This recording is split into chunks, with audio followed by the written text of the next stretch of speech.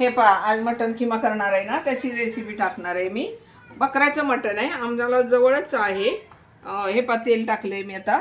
हे पहा, किमा धुवून घेतलेला पाहिलाच आहे तुम्ही.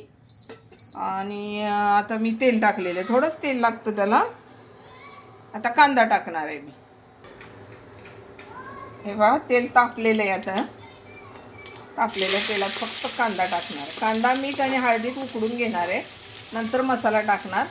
आणि हे बकऱ्याचं मटण आहे आणि ताजं मिळतं. आमच्या इथे दुकान आहे ना, त्यामुळं ताजं ताजं सगळं मिळतं. लगेच कापतात, लगेच करून देतात. आणि खिम्याचा रस्सा बनवणार आहे, खूप छान असतो तो, बघा एकदा करून. किंवा सुक्का नाही करणार मी, खिम्याचा रस्सा आणि सुक्का पीस करणार आहे. आज खिम्याचा तुम्हाला रेसिपी दाखवते, खिमा कसा करतात. आता कांदा झालेला आहे पहा, गोल्डन कलरमध्ये. थोडंसं मीठ टाकते आणि हळद टाकायची. आता हळद टाकते. हे पहा, हलवून घ्यायचं आणि खिमा टाकून द्यायचा. हा चाळणीत धुतलेला खिमा टाकून देते. हे पहा, आणि हलवते आता. हां, अंग ते मीठ टाकल्यानंतर अंगचं पाणी सुटलेलं आहे त्याच्या. हे पहा, आणि आता थोडंसं पाणी टाकणार आहे आणि त्याला शिजू देणार आहे. शिजायला वेळ नाही लागत खिम्याला, या लगेच शिजून जातो. हे पहा, अंगापुरतं पाणी टाकलेलं आहे त्याला. आता ते छान शिजत, त्याला झाकण ठेवते आहे त्याच्यावर. हे पहा, काचेचं.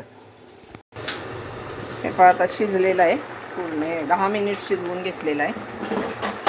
माझं घरचा वाटण केलेलं टाकणार आहे मी. वाटण कशाचं करते? कांदा, लसूण, खोबरं, पुन्हा पांढरे तीळ, त्याला हावरी म्हणतो आम्ही. पांढरे तीळ, खसखस थोडीशी, असं माझं वाटण असतं. आणि ते वाटून परतून घेते मी, तळून ठेवते चांगलं.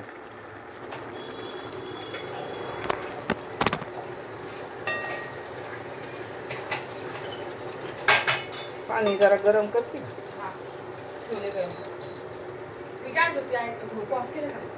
हो केलं. मला सांगा तसं. अगं पॉज नाही ना.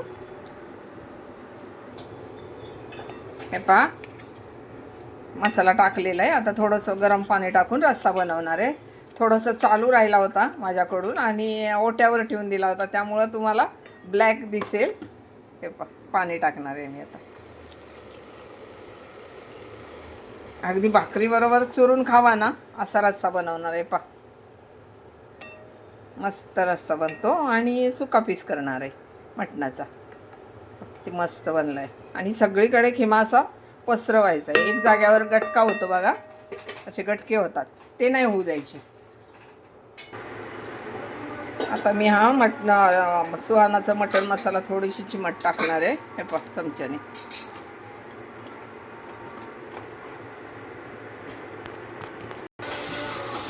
हे पहा, थोडीशी चिमट टाकली म्हणजे आणखी स्वाद येतो छान. आणि आता कोथिंबीर टाकणार आहे मस्त.